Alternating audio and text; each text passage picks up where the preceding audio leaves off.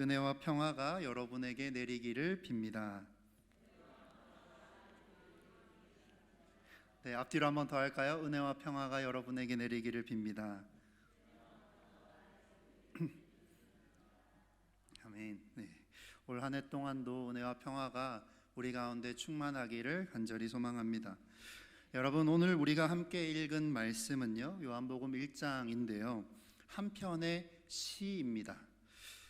사도 요한은요, 예수님의 삶을 기록하는 이 책을 쓰기 시작하면서 어떻게 시작할까를 고민했던 것 같습니다. 그 결과 요한은 한 편의 시로 이 이야기를 시작하려고 하는 겁니다. 그래서 우리가 이 요한복음 1장을 읽을 때는 이것이 한 편의 시라는 걸 기억하며 천천히 음미하며 읽어볼 필요가 있는 건데요, 1절 말씀 우리 함께 읽어볼까요? 총 3행으로 되어 있습니다. 한번 읽어볼까요? 태초에 말씀이 계시니라. 이 말씀은 하나님과 함께 계셨으니 이 말씀은 곧 하나님이시라. 아멘. 여러분, 어떻게 시작하나요? 태초에 말씀이 계시니라. 여러분, 혹시 태초에 하면 생각나는 말씀 있지 않나요? 구약 성경입니다. 구약 성경의 첫 번째 책인 창세기를 보면, 그렇죠? 창세기 첫 번째 책의 첫 번째 절 우리가 다 외우고 있는 말씀인데 한번 해볼까요? 태초에 하나님이 천지를 창조하시니라. 아멘.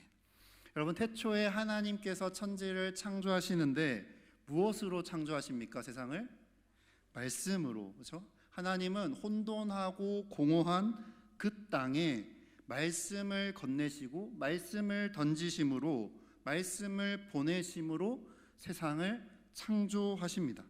그리고 성경에서 하나님의 가장 첫 번째로 꺼내신 말씀이 뭘까요? 하나님이 성경에서 가장 첫 번째로 꺼내신 말씀은 뭐죠? 빛이 있으라. 그렇죠?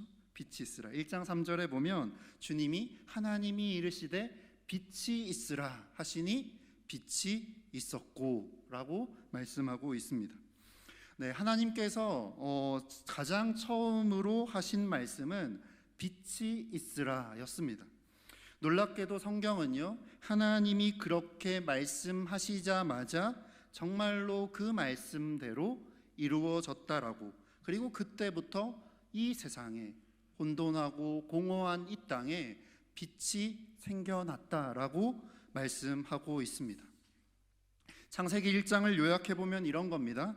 태초에 하나님이 계셨고 그 하나님이 말씀을 보내시어 새로운 세상을 창조하셨다라는 이야기가 창세기 1장의 이야기입니다.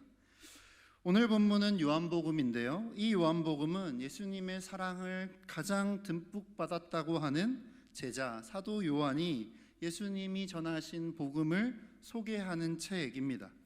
요한은 자신이 경험한 예수님을 어떻게 소개할지를 깊이 고민했던 것 같습니다. 아마도 제가 오늘 말씀을 준비하며 했던 것처럼 여러 가지의 말씀들을, 다른 말씀들을 떠올리고 또 기도하며 어떻게 가장 좋은 말씀을 전할 수 있을까를 고민하며 주님 앞에 그 좋은 말씀을 구했던 것 같습니다. 어쩌면 그 간절한 기도의 응답으로 요한은 바로 우리가 가진 성경의 가장 첫 번째 사건, 이 이야기를 떠올렸던 겁니다. 요한은 이 창세기 1장의 이야기에서 예수님이 그 이야기 속에 계셨다는 것을 깨닫습니다. 하나님이 혼란스럽고 공허한 이 땅에, 죽음이 지배하던 이곳에 생명과 생기가 넘치는 새로운 세상을, 에덴 동산을, 하나님의 나라를 창조하기 위해 하나님께서 직접 이 땅에 건네셨던 그 말씀, 그 말씀이 바로 우리 예수님이 이 땅에 오셔서 우리 가운데 이루어낸 하나님의 나라와 다르지 않다는 걸 요한은 깨닫게 된 겁니다. 그래서 요한은 자신의 복음서를 이렇게 시작하는 거죠. 다시 요한복음 본문 1절을 함께 읽어볼까요? 1절 말씀 읽습니다. 태초에 말씀이 계시니라. 이 말씀이 하나님과 함께 계셨으니 이 말씀이 곧 하나님이시라. 아멘. 여러분, 우리에게 익숙한 건 이런 겁니다. 태초에 누가 계셔야 하나요? 태초에는 하나님이 계셔야 하는 겁니다. 그래서 원래 유대인들에게 만약에 태초에 이러면 다음엔 누가 나와야 하는 거죠? 당연히 하나님이 나와야 되는 겁니다. 그런데 요한은 그 하나님의 자리에 하나님께서 하나님의 나라를 이 땅에 만들기 위해 보내신 말씀을 그 하나님의 자리에 지금 먼저 끼워 넣고 있는 겁니다.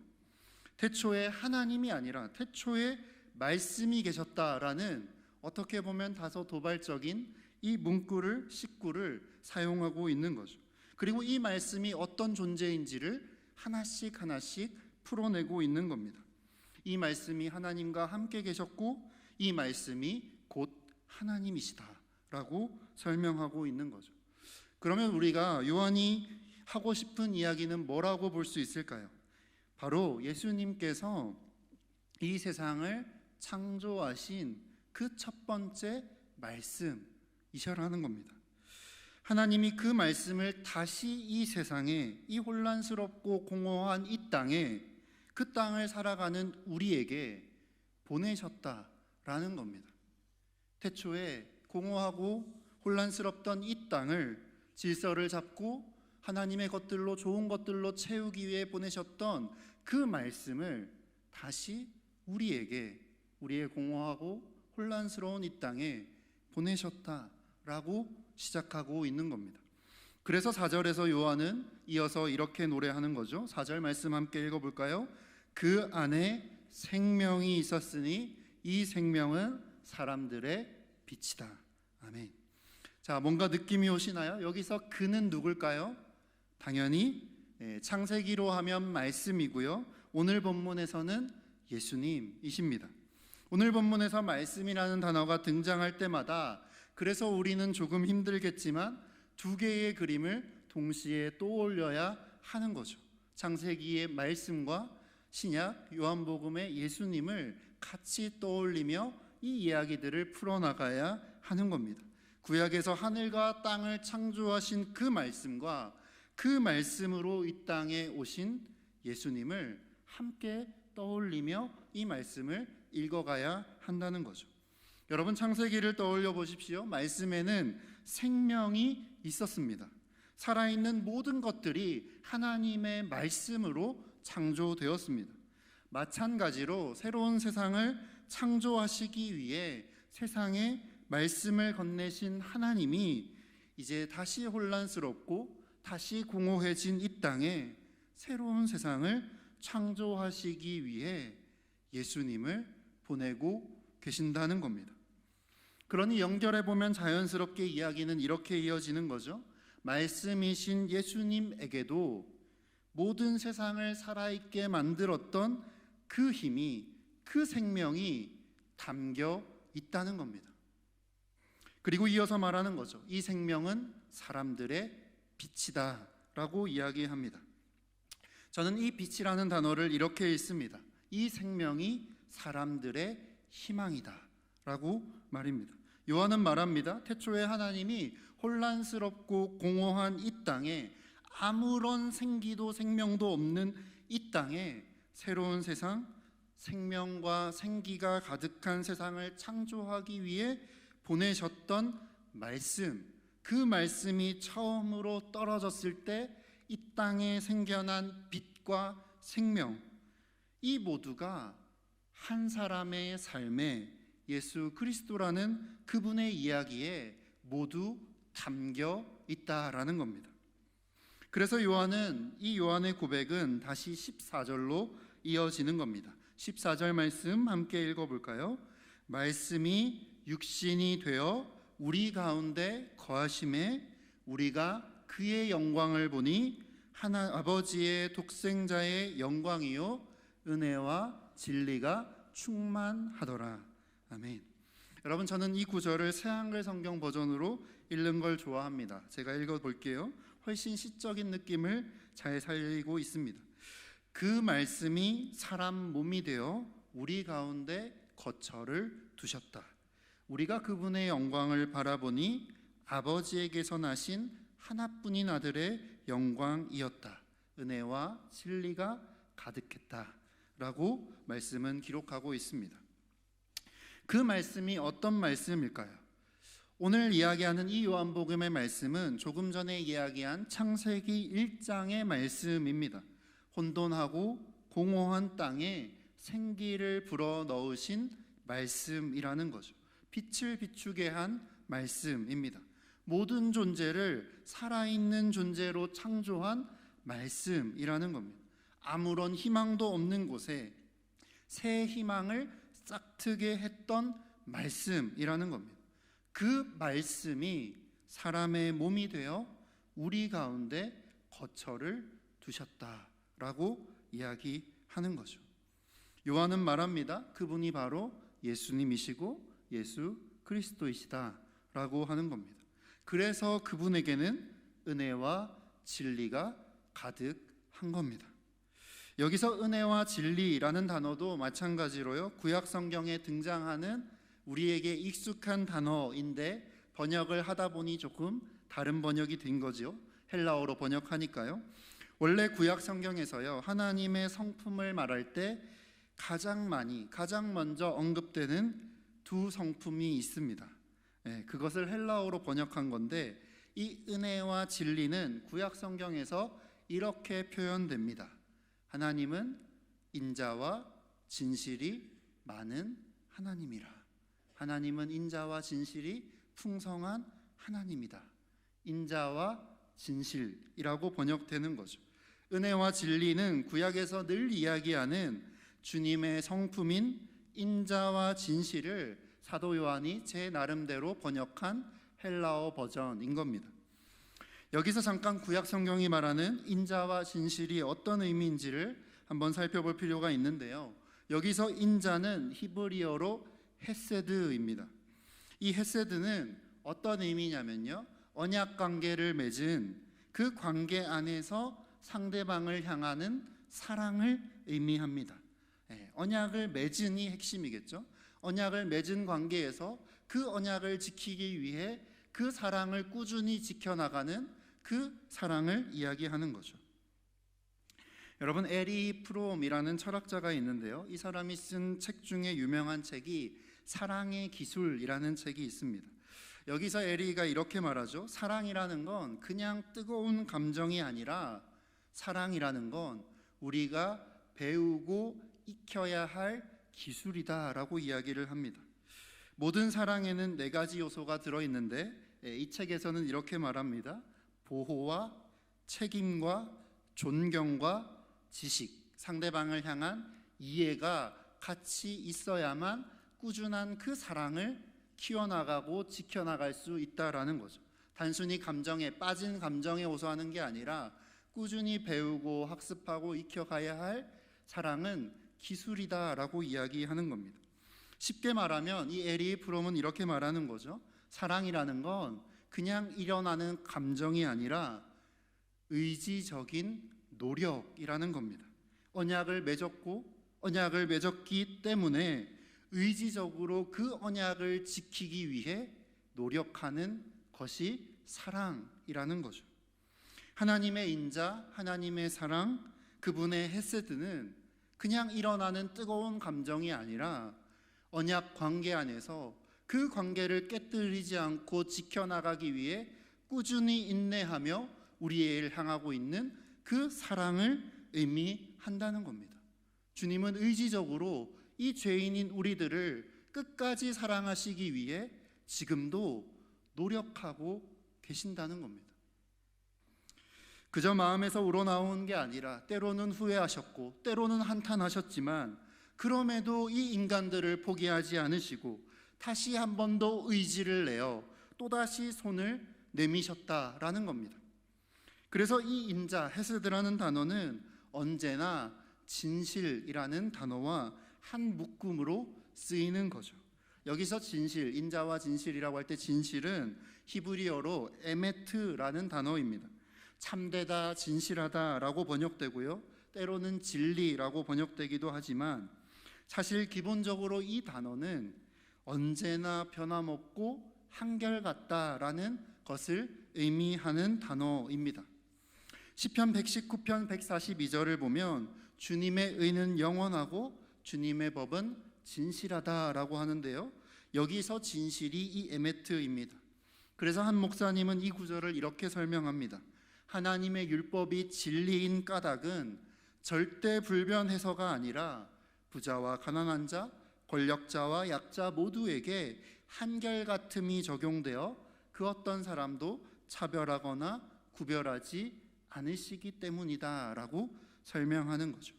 정리를 해보면 이 히브리어 헤세드와 에메트의 의미를 살려보면 오늘 본문 요한복음 14절에서 1장 14절에서 요한이 하는 고백을 쉽게 풀어보면 이렇게 정리해 볼 수 있습니다.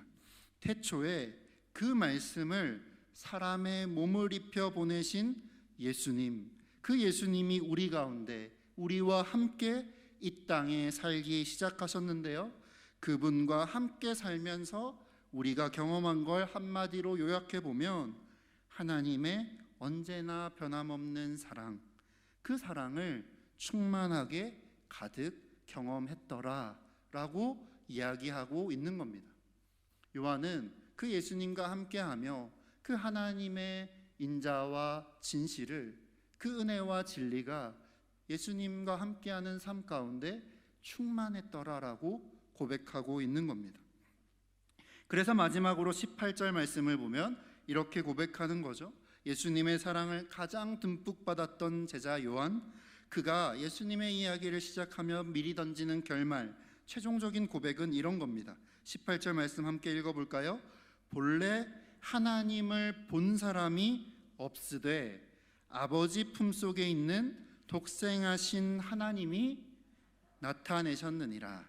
나타내셨느니라 되어 있지만 사실 그 앞에는 한 단어가 숨겨져 있습니다. 그분을 나타내셨느니라 라고 되는 거죠. 본래 하나님을 본 사람이 없으되 아버지 품속에서 독생하신 하나님이 그분을, 누구를 말씀하시는 거죠? 하나님을, 그렇죠? 나타내셨다. 볼 수 없는 하나님을 우리의 삶 가운데서 볼 수 있게, 경험할 수 있게 나타내어 주셨다라고 요한은 고백하고 있는 겁니다. 서두에서 오늘 본문이 한 편의 시라고 말씀드렸습니다. 그래서 여기 목적어가 하나 빠져서 헷갈릴 수 있는 거죠. 그래서 가능하시면 성경 앞에 하나 표시하면 좋습니다. 나타내셨느니라 앞에 그분을 이라는 단어를 넣으면 훨씬 쉽게 이해할 수 있는 거죠. 그분을, 본래 하나님을 본 사람이 없으되 아버지 품속에 있는 독생하신 하나님이 그분을 나타내셨다라고 번역해 볼 수 있는 겁니다.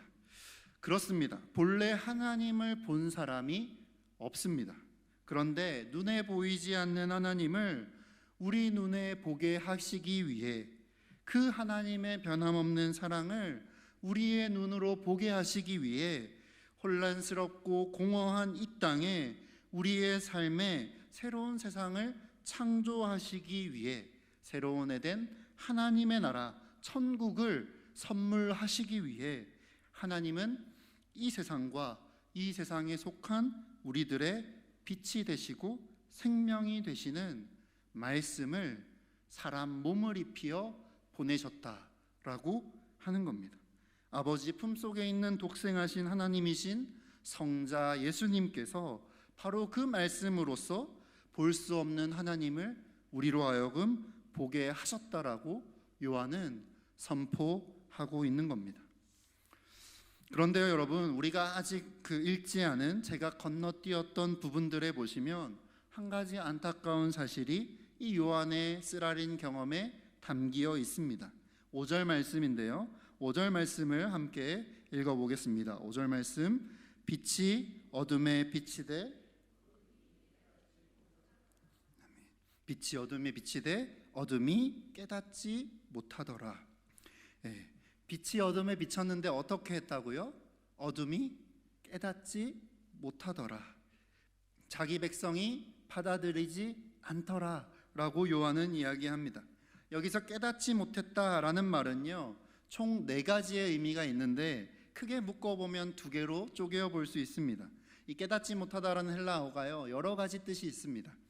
한 가지는 우리가 방금 읽은 것처럼 이해하다, 받아들이다, 깨닫다라는 의미입니다.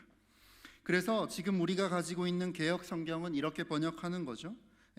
빛이 어둠에 비치되 어둠이 깨닫지 못했다라고 하는 거죠. 풀어보면 이런 거죠. 빛이 어둠에 비치되 어둠이 그 빛을 이해하지 못했다, 받아들이지 못했다라는 뜻입니다. 이렇게 읽으면 그 뒤에 있는 11절 말씀과 연결되어 읽힙니다. 10절부터 11절까지인데 함께 읽어볼까요? 10절부터 11절이요. 그가 세상에 계셨으며 세상은 그로 말미암아 지은 바 되었으되 세상이 그를 알지 못했고 자기 땅에 오매 자기 백성이 영접하지 아니하였다. 그렇죠? 5절 말씀을 조금 더 풀어서 10절 11절에서 깨닫지 못했음을 자세하게 설명해 주고 있습니다. 어둠이 빛을 이해하지 못하고 하나님의 백성들조차 예수님을 받아들이지 못했다라고 이야기하는 겁니다. 그래서 개역 개정 성경은 이 흐름에 따라 이렇게 번역했다는 거죠. 빛이 어둠에 비치되 어둠이 깨닫지 못하더라 라고 하는 겁니다. 여기서 중요한 건 뭐냐면 깨닫지 못한 게 무엇입니까? 깨닫지 못한 건, 강조되는 건 어둠입니다. 그래서 깨닫지 못하더라라고 번역하면 이 깨닫지 못하는 존재들은 여전히 어두움에 머물러 있다라고 이해가 되는 거죠. 하지만 여기에 또 다른 읽기가 있습니다. 여러분이 가지신 성경에 아마 깨닫지 못하더라에 보시면 작은 표시로 각주가 달려 있을 겁니다. 두 번째 뜻이 그 아래에 있는데요. 이런 깨닫지 못하더라의 다른 단어 우카텔라벤, 이 뜻이 두 번째 뜻은 뭐냐면 압도하다, 지배하다라는 뜻이 있습니다. 여러분, 완전히 깨달으면 그것을 지배할 수 있다는 거죠. 완전히 깨달은 자들은 그것을 지배할 수 있는 겁니다.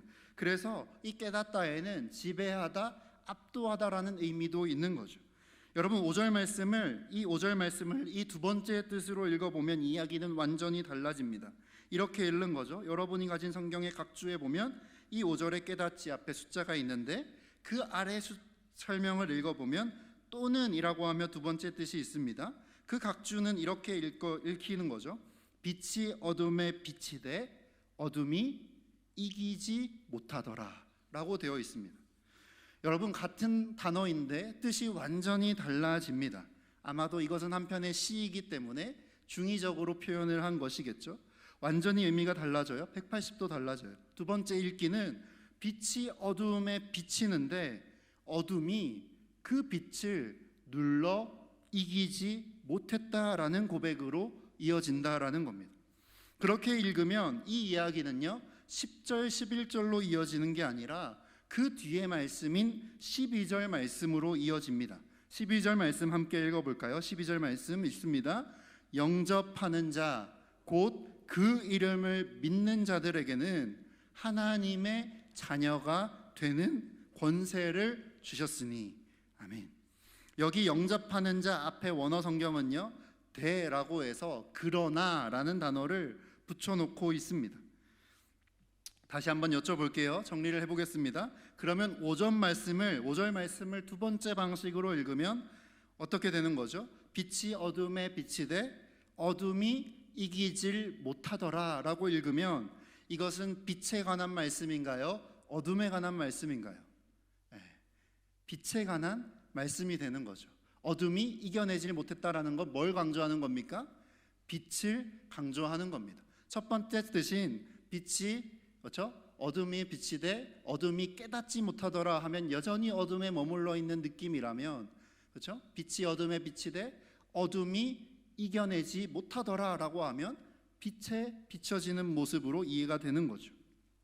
어둠이 빛을 이기지 못했으니까 이기지 못하더라로 읽으면 어둠을 압도하고 지배하는 빛의 이야기로 읽히게 되는 겁니다.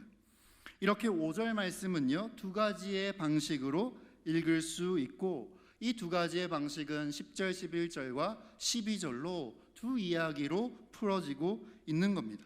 빛으로 오신 예수님, 세상에 생명을 주러 오신 예수님, 하나님이 이 혼란스럽고 공허한 땅에 우리 인생들에게 새로운 세상을 선물하려고 보내신 말씀, 그 하나님은 그 말씀이 우리 몸이 되어 우리 가운데 거처를 두신 예수님을 이 땅에 보내셨고, 주님이 오심과 함께 이 세상에는 두 개의 고백을 하는 사람들로 나뉘게 되었다라는 겁니다.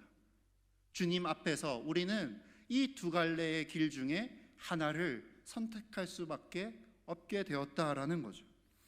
어떤 사람들은요, 이 두 갈래 길 중에 첫 번째 길을 선택합니다. 빛이 어둠에 비쳤는데 어둠이 깨닫지 못하더라 라는 결론이 나는 사람들이 있다라는 겁니다. 이 길은 조금 전에 읽은 것처럼 10절 11절로 이어지는 거죠. 백성이 자기 주인도 알아보지 못하고 그렇게 살아가는 안타까운 결론으로 이어지는 겁니다. 반면에 어떤 사람들은 두 번째 길을 선택하는 거죠. 빛이 어둠에 비치되 어둠이 이기지 못했더라 라고 고백하는 사람들이 있다라는 겁니다. 사랑하는 여러분, 어제가 혹시 무슨 날인지 아시나요? 1월 6일인데 무슨 날인지 아시나요? 제가 물어보는 건 항상 교회의 달력입니다. 교회의 달력에서 1월 6일은 평일에 있는 몇 안 되는 절기인데 주현절이라고 합니다. 주현절이라는 건 이제 성탄절이 신이 인간의 몸을 입고 오신 주님의 탄생을 축하하는 절기라면, 주현절은요, 그 주님이 하나님이심이 드러난 그 세례의 순간을 묵상하는 날입니다. 하나님이 빛으로 비치신 날, 하나님의 신성이 밝혀진 날, 그것을 기억하는 날이 주현절입니다. 이 절기의 별명이 있는데 바로 빛의 절기입니다. 그래서 지금은 교회 달력으로 하면 하얀색이에요. 빛의 절기인 거죠. 이 절기는 이 절기의 교회는요, 빛으로 오신 예수님을 묵상하고 함께 기뻐하며 시간을 보내는 날입니다. 이 빛의 절기인 주현절에 교회가 읽으라고 하는 말씀이 바로 오늘 말씀인 겁니다. 오늘 말씀 앞에 우리를 세웁니다. 주님의 오심과 함께 세상에 빛이 비치었는데 우리는 그 빛 앞에서 두 갈래의 길, 그 앞에 놓이게 된다라는 거죠. 우리는 어쩌면 그 빛을 이해하지도 못하고 받아들이지도 못하는, 깨닫지 못하는 사람들의 자리에 설 수도 있습니다. 중요한 건 이 깨닫지 못하는 사람들은 강조되는 것이 어둠이라는 겁니다. 다시 말해, 그 빛을 깨닫지 못하면 우리의 삶이 여전히 어둠 가운데 머물 수밖에 없다라는 거죠. 하지만 하나님이 세상에 개입하시는 때를 성경은 카이로스라고 하는데, 이 하나님이 세상에 개입하시는 순간은 언제나 가장 어두운 순간, 가장 위기의 순간이지만 동시에 하나님의 개입과 함께 우리에게 반전의 기회를 주는 시간이잖아요. 이 두 번째 읽기, 두 번째 길을 선택할 수 있게 된다는 겁니다. 우리는 빛이 어둠에 비치되 어둠이 깨닫지 못했더라가 아니라 빛이 어둠에 비치되 어둠이 이겨내질 못했더라 라고 고백하는 사람들이 될 수도 있다는 겁니다. 요한은 그 방법을 지금 이렇게 말하는 거죠. 11절 12절을 이어서 읽어보면 이렇게 되는 거죠. 11절입니다. 자기 땅에 오매 자기 백성이 영접하지 않았다. 그리고 12절은 이렇게 이어집니다. 그러나 그렇죠? 그리고 어떻게 되죠? 영접하는 자, 호소이 엘라본이라는데 붙잡는 사람들이라는 뜻입니다. 그리고 그 이름을 믿는 자라고 되어 있죠. 이 헬라어는 그 이름으로 나아가는 사람들이라는 뜻입니다. 그 사람들에게는, 주님을 붙잡고 주님의 이름 앞으로 나아가는 사람들에게는 하나님의 자녀가 되는 권세를 주셨다라고 주님은 말씀하고 있는 겁니다. 여기서 그 이름을 믿는다라는 건요, 예수님 자신을 믿는다라기보다는 이제 요한복음에서 앞으로 예수님께서 나는 누구야 말씀하시는 7개의 나의 이름을 이야기하는 에고에이미입니다. 그래서 여기서 예수님의 이름을 믿는다라는 말은 요한복음의 뒷부분에 하나씩 소개될 예수님의 이름을 바르게 깨닫고 믿는 것을 의미하는데, 사실 그 7개보다 더 중요하게 강조하고 싶은 건 여기 나오는 2개의 동사인 거죠. 영접하는 이라는 단어를 쉽게 풀어보면 붙잡는 이라는 뜻입니다. 그리고 이 믿는이라는 헬라어도 쉽게 풀어보면 나아가는이라는 뜻이라는 거죠. 이 두 개의 동사를 생각해 보면 이렇게 되는 거죠. 예수님을 붙잡는 사람들, 즉 예수님께로 나아가는 사람들, 그 사람들에게는 하나님의 자녀가 되는 권세가 주어질 것이다 라고 읽는 겁니다. 그리고 그 사람들은 마지막에 이렇게 고백하게 될 거라는 거죠. 5절 말씀인데 새한글 성경은 이렇게 번역하고 있습니다. 그 빛이 어둠 속에서 빛나고 있다. 그 어둠은 빛을 눌러 이기지 못했다 라고 말씀하고 있는 거죠. 말씀을 맺어 보겠습니다. 어둠의 머무름과 빛으로 나아감, 그 경계에 있는 저와 여러분, 예수님을 영접하는 그분을 붙잡는 가장 좋은 방법이 있습니다. 빛이신 주님, 말씀이신 주님께서 우리의 삶에 거처를 두실 때 우리가 그분을 붙잡고 그분께로 나아가는 가장 좋은 방법이 있는데, 그 중에 하나는 무엇이냐면요, 예수님께서 친히 우리에게 가르쳐 주신, 우리가 송구영신 예배에서 함께 나누었던 성만찬입니다. 주님의 살과 피를 나누는 겁니다. 여러분, 성찬은 단순히 빵과 포도주를 먹는 게 아니죠. 이 빵과 포도주는 그 말씀이 몸이 되어, 사람 몸이 되어 오신 예수님의 살과 피를 상징하는 겁니다.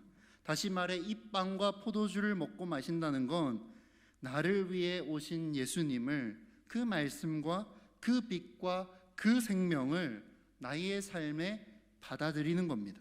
그분을 내 몸 안으로 흡수하는 겁니다. 내 몸 안에서 그분이 살아 움직이실 공간을 만들어내는 것이 성찬 예식입니다. 태초에 하나님이 혼란스럽고 공허한 땅에 새로운 세상을, 에덴 동산을, 하나님의 나라를 창조하셨던 그 말씀이 내 안에서도, 우리 공동체 안에서도 똑같이 작용하셔서 혼란스럽고 공허한 나와 우리 공동체에 새로운 세상을, 하나님의 변함없는 사랑을, 그 빛과 생명 가득한 하나님의 나라를 만들어내고, 그런 우리를 통해 이 혼란스럽고 공허한 세상도 하나님의 나라로 바꾸어 가기를 바라며, 그 말씀을 먹는 건 내 살이 되고 피가 되어 나를 새롭게 변화시킨다는 예식이 성찬인 거죠. 근데 여러분, 그 몸과 피를 먹으며 내 안에서 하나님께서 살아 움직이시기를, 그 공간을 만들어내는 것이 성찬이라면, 이것과 똑같이 작용하는 또 하나의 좋은 신앙의 활동이 있습니다. 그것이 바로 오늘 이번 한 해의 우리 교회 표어에 담겨 있는 말씀이죠. 한번 표어를 함께 같이 한번 읽어볼까요? 시작. 마음을 같이하여 기도에 힘쓰는 교회. 아멘. 여러분, 성찬과 함께 주님을 우리의 삶에 영접하는, 우리의 삶 가운데 주님이 일하실 공간을 만들어내는, 주님의 뜻을 쫓아가는 가장 좋은 방법이 바로 기도입니다. 기도도 여러분 성찬과 다르지 않습니다. 기도도 하나님을 붙잡고 하나님께로 나아가는 가장 좋은 활동이라는 거죠. 우리는 예수님의 이름으로 기도하기에, 우리가 기도할 때마다 우리는 예수님을 붙잡고, 예수님의 이름을 붙잡고 그분께로 나아가고 있는 겁니다. 빛이 어둠에 빛이 돼 어둠이 이겨내질 못하더라. 이 고백을 가장 잘 보여준 첫 번째 교회가 바로 초대교회인데, 사도행전은 이 교회를 이렇게 소개하고 있습니다. 사도행전 2장 42절인데 제가 읽어드릴게요. 그들이 사도의 가르침을 받아 서로 교제하고 떡을 떼며 오로지 기도하기에 힘쓰더라. 아멘. 여러분, 말씀을 배우고 사도의 가르침을 받아 말씀을 듣는 것이죠. 그리고 서로 교제하고 떡을 떼며, 성찬입니다. 그리고 기도하기에, 오로지 기도하기에 힘쓰는 것, 이것만이 우리의 삶에 있는 어둠을 몰아내고 우리의 삶을 빛으로 채워가는 방법이라고 말하고 있는 겁니다. 올 한 해 우리 공동체의 말씀이신 예수님의 집을 지어가는 우리가 되기를 소망합니다. 올 한 해 우리 공동체에 주님의 변함없는 사랑이 가득가득 표현되기를 소망합니다. 그래서 올 한 해가 끝날 쯤이 되면 우리 모두가 함께 이렇게 고백하기를 간절히 기대합니다. 함께 소망을 담아 고백해 볼까요? 저를 따라해 봅시다. 빛이 어둠에 비치되 어둠이 빛을 눌러 이기지 못하더라. 아멘. 네, 빛이 어둠에 비치되, 그렇죠? 어둠이 빛을 눌러 이기지 못하더라. 우리의 삶에 올 한 해 동안 여러 어둠들이 가득가득하겠으나 빛이 비치면 어떻게 된다고요? 어둠이 빛을 눌러 이기질, 버텨내질 못하더라. 이것이 올 한 해 마지막 끝에서 우리가 함께 고백하는 고백이 되기를 주님의 이름으로 소망합니다. 이 시간 함께 선한 능력으로 찬양하고 주신 말씀 붙잡고